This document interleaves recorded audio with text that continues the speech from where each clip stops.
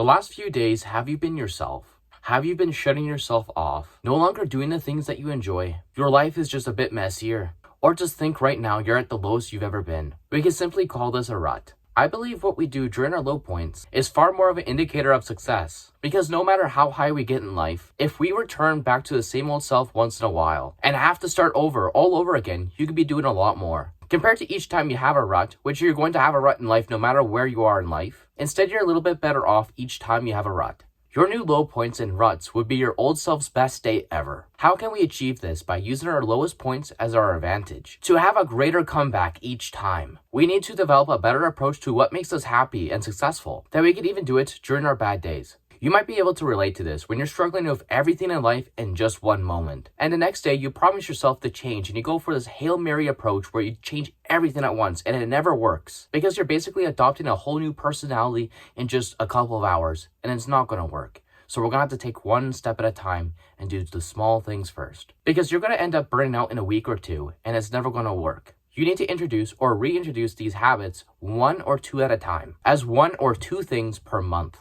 To have the greatest comeback, the number one thing you need to work on is your mental health. So that's all we're going to be focusing on. Spend 3 months working on this first before doing anything else. Because what often stops us from achieving more and wanting to change is our mind. To get yourself out of a bad situation, the first thing you need to do is change what's inside your mind. During the first month, the best thing you can do is learn how to deal with all these negative thoughts in a more positive way. You can't ignore them. Spend 5 minutes a day with an active meditation practice, where you let your mind wander till you focus on what's bothering you. To accept those emotions and let it go, but do not ignore them. This way we can't procrastinate what's bothering us and we have to deal with it. To accept that it is bugging us and choosing yourself to let it go, rather than your brain doing it for you many years later. Try to do this every day for your first month. That way for the next 3 months, you'll be able to do it too. The second month, we're going to add in any form of fitness and sunlight. These are both proven to heal our mind. Find something that is active that you really enjoy doing. As much as I like the gym and bodybuilding, I'm not going to force it on everyone. I know it's not for everybody, so you're going to find out what you like doing.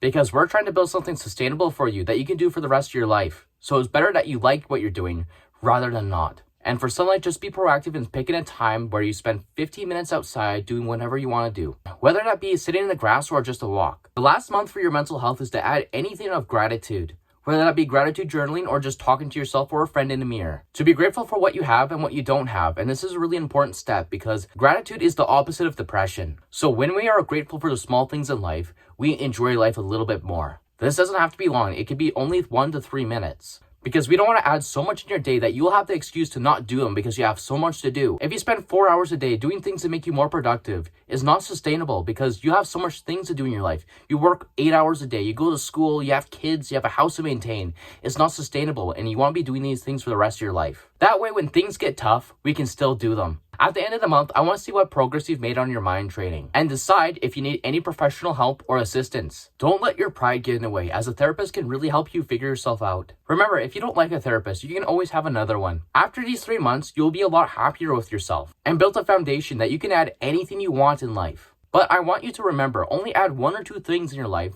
That way you can build it sustainably. And never be afraid to change something to make it work for you. Let's say if you have kids, spend that time outside playing with them in the park or in your yard. Or if you work at night, get that sunlight right before you go to work with a walk or a drive. There truly isn't one answer for you to make this work. But remember, with this foundation, you can always achieve more. Whenever you have another low point in life, I want you to ask you this. How far have you came since the last point you had a rut? Since now you have all these extra things to have better mental health. And whenever you add it on after your first 3 months, it's not going to be perfect and that's okay. That's all I have for today's video. If you like this kind of content, I would really appreciate a subscription today. It would really help me out. A like and comment will make this video reach out to more people who need it. And remember to love yourself so you can save yourself. Whenever you have another low point in life, I want you to ask yourself this. How far did you come? Shit.